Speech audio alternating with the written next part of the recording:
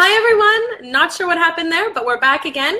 Today I'm going to be talking about the top tips for transforming your relationship with food. This is one of the blog posts that I recently put out on February 2nd on healthquickie.com, and we're going to cover some important topics. I find this to be very important because it's not only about what you eat and trying to get more superfoods into your diet and trying to get healthy foods into your diet, but it's also about our two-way communication, if you will, between ourselves and our food. It's our communication in our own heads, what we tell ourselves about food, and this can greatly impact what we choose to eat, how we eat, and many, many different factors around eating. So we're going to look at things that you should do and things that you shouldn't do in order to improve your relationship with your food and your eating habits and your lifestyle. Okay? So first we're going to go through the do's. So get into the kitchen and start preparing your own meals. This is so satisfying. It's so enriching. You know exactly what you're putting into your body. The other day I took my kids to a restaurant and we're very, very often disappointed from restaurant eating. The food's not great. The quality's not great. You know, the service takes time. There's a lot of different factors that we're not so satisfied with, but when I cook these amazing home-created dishes with mostly organic fruits and vegetables, I know that I'm nourishing us in the right direction, then it just feels so good. It just feels really lovely, and often we'll say at my dinner table that the meals are better than restaurant meals. So try to get into your kitchen, experiment with new foods, and make sure that you are connecting with this room in your house, and set it up the way you love, you know, set up your kitchen in a way that makes you feel comfortable, in a way that's easy to move around, clean off the surfaces, make sure your kitchen is nice and clean before you start going. All these factors are going to motivate you to want to make your own food at home. And you know that this is where it all starts. You know, for example, today I got 2 text messages from my son's daycare saying that someone had strep and someone had the flu yesterday. And the first thing that goes into my mind is go make soup. And I always have chicken bones in my freezer. Today I just had chicken legs in my freezer, and so I made this beautiful cabbage borscht with a bone broth as the base. With lots of garlic and onions and vegetables. So this is the first line of defense, guys, in your kitchen. If anyone starts to not feel well, starts to get sick, you go into the kitchen, you start preparing from your medicine cabinet, which is actually your kitchen. And then, of course, stock your kitchen up well, stock up the pantry, stock up the fridge. Make sure that you have the right ingredients so that if you are in a pinch, or if you don't have, you know, if you feel like you don't have so many groceries at home, at least you have stuff in your pantry, you know, dried goods, if it's grains, if it's even canned organic beans if you need to, whatever you need in order to make those healthy dishes. The second one is about expanding your horizons. So, you know, try out new recipes, try out new vegetables that you haven't tried out. Add vegetables into your smoothie. So incorporate maybe foods that you don't have so much experience with, incorporate them into your dishes. For example, today I have this green smoothie. I barely have any greens in my fridge right now, like green leafy vegetables. I have broccoli, I had some celery, I have some cucumber, and so that's what goes into the smoothie. I put some celery in here and some fruit and then some green superfood powder. So you would never really think of putting celery into a smoothie, right? Not very common. A cucumber into a smoothie, not very common. But just throw it all in and it tastes amazing. It's very delicious. This is my second glass. So always think of really creative ways that you can incorporate new vegetables and new foods into your diet. If you don't know what to do with it, literally if you're trying out celery root for the first time or beets for the first time, literally go on and Google, what can I make with celery root? And you'll see all kinds of beautiful recipes come up, and then just experiment in your kitchen. The next one is about adding foods to your diet that make you feel good. So I have my clients, my naturopathic clients, fill out a diet and lifestyle diary. That's one of the first things that they do. And we sit down and analyze this together. So it's over a period of 7 days, weekends included, so we can see their typical eating habits and eating styles during the week. Of course, we tend to eat differently on the weekends. And over the weekends, you know, people will indulge. They'll go out to restaurants. They'll have some wine. They'll have some alcohol, whatever that is. But it's so important to eat foods that make you feel good about yourself. And through this exercise of journaling about your diet, you make connections between, there's always a how are you feeling column. So you make connections between what you're putting into your body and how that makes you feel. So for example, if you have, you know, a really heavy bowl of pasta, with cream and meat and all kinds of things in there, maybe you won't feel so great after. Maybe you'll start having digestive symptoms. Maybe you'll get constipated. Maybe you'll get really gassy and bloated because of the dairy and the gluten. Whereas if you have a beautiful salad, you know, topped with some lean protein and lots of vegetables and antioxidant-rich fruit even into your salad, you'll start to make the connection between, you know, the outcome, how you're feeling, how your bowel movements are doing. Are you having urinations?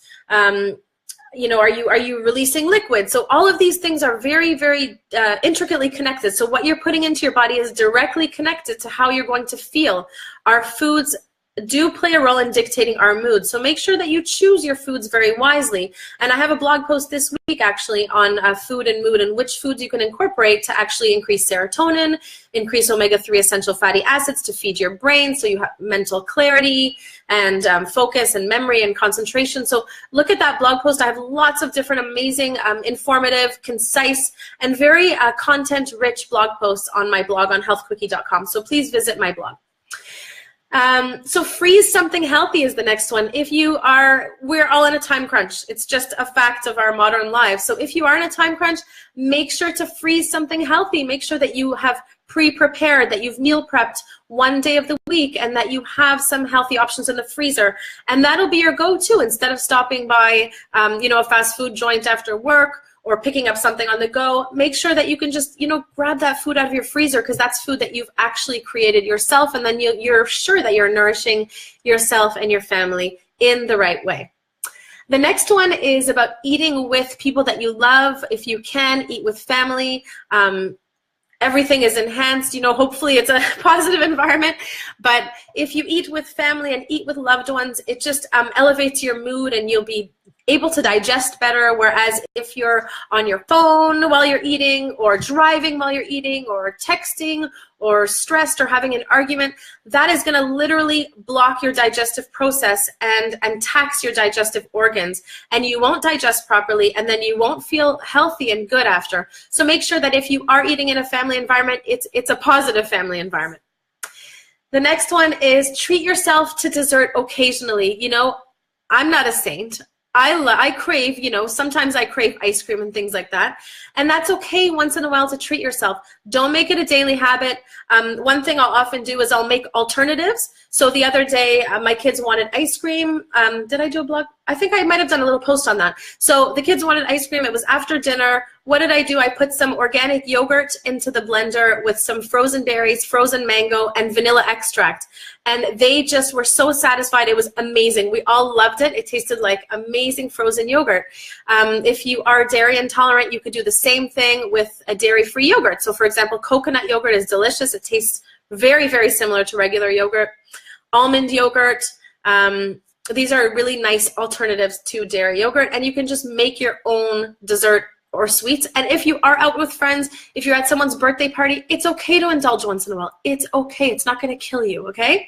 So, you know, keep the baseline pretty healthy. I would say 90% of the time healthy, and then maybe you have some cheat moments here and there, because that's what's going to make you happy. That's what's going to be less taxing and less stressful. If you're constantly stressed about food and eating right and counting your calories and counting your portions, that's not good. That's not a positive situation. So make sure that if you do indulge, enjoy that indulgence and have fun. Just don't make it irregular. So those were the don'ts.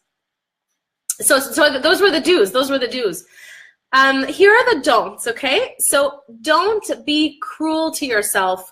If you have indulged in a treat, don't be mean to yourself. Don't judge yourself. Don't give yourself a hard time.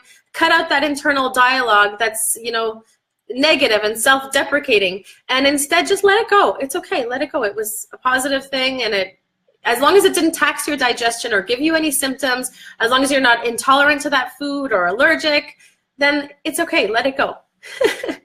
Don't stress out. So we just talked about that. If you're in a very stressful situation and you're eating, literally your body is in a fight and flight response. All the energy is taken away, it's eliminated from our metabolic process, from our digestive system, and it is really concentrated on fleeing the situation. So for example, all the blood rushes to your extremities, and all the energy and attention moves away from digestion. That is not the priority for your body right now to start digesting food. If you are in an emergency situation, your body's priority is to flee the situation and to literally get away from that situation. So that's what happens when we're constantly undergoing stress. And unfortunately, in our modern culture, we don't only stress from really scary situations, but we stress many, many times a day. The body goes into a stress response for little things. We're driving and someone pissed us off on the road, and our whole body's going to go into a crazy stress response as if it was the worst thing that ever happened to us. At work, things come up all the time. People's, chemistry and emotions and all kinds of things get mixed up at the office, and that'll put you into a stress response as well. Home with family, children, we can be going into stress responses very, very many times throughout the day. But the key is to rest, to digest. So make sure that if you are sitting down for a meal or for a snack, you are in a restful, more relaxed, calm state. And if that means delaying your meal a little bit, then so be it, because it's going to be less toxic for you than having a meal in a stressful situation. If that means sitting down to have a couple deep breaths before you actually dive into your meal, then so be it. That's what you need to do. Okay? So rest to digest, and don't stress around eating. And don't be tempted by advertisements or family members that judge your food eating habits. If you're really eating healthy and you're on a path and you're determined to cure one of your health symptoms or get better, if you have digestive issues or high cholesterol or high blood pressure, and you've chosen for yourself to make goals for yourself and to change the way you're eating, change your diet. Maybe you can't go to so many restaurants during that time period. Maybe you can't attend family events and eat what everybody else is eating, but maybe you've brought your own dish. So if the people around you aren't supportive, and if you start to be judged by the people around you, but you are on that mission for your own body and your own self and your own mental health and well-being, then try not to let that penetrate into your boundaries, into your zone, and try to stick to what you've committed to yourself, okay? So this is very important. And again, don't judge yourself. It's a waste of time. I'm too fat, I'm too skinny, my butt doesn't look good, my thighs are too big, my arms. Don't take that time and waste it, okay? It's a waste of time. It's a judgmental time. You don't want to have that kind of relationship with your own self, but instead use that energy to think of, okay, let's take action here. What can I actually do for myself that's going to help me shed those pounds? And the ultimate goal should be getting healthy. So if you want to start incorporating more whole foods into your diet, if you want to start going to the gym once a week to start twice a week, then make those small increments towards getting healthy, but without all the judgment and the negative self-talk. So I hope these do's and don'ts helped you to have a better relationship with self and with food. If you are interested, I am running an amazing 3 days to healthy eating challenge. It starts on February 15th, goes from the 15th, 16th, 17th. These are 3 incredible days, all guided by video lessons kind of like this related to the specific topic of the day. What we're going to do is really go in and take inventory, take stock of what we're currently doing, what we need to get rid of, and what we can incorporate instead. So there are 3 steps to the program. Each day focuses on a different step.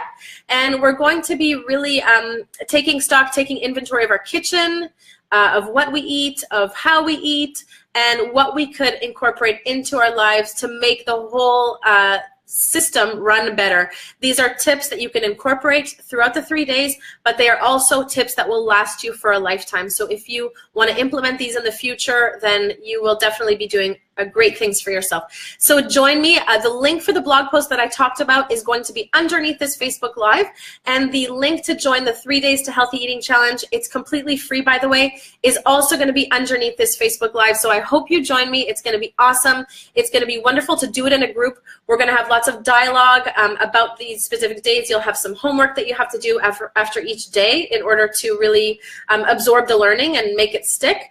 and we're going to have incredible group support. If you're not already a member of the Health Quickie community, it's my private Facebook group. It's a VIP group. It's a closed group. Lots of interesting discussions and conversations and really helpful people in there helping each other out with their health conditions. You know, sometimes there's someone else who's going through the exact same thing that you're going through, and they're going to be able to help you in ways that maybe I won't or maybe another person won't, because they've actually gone through that health situation. So join the group. It's an awesome group, and all of the activity for the 3-day challenge is going to be happening inside that group. So I hope you join, and so nice to see everyone, and we'll talk soon. Bye.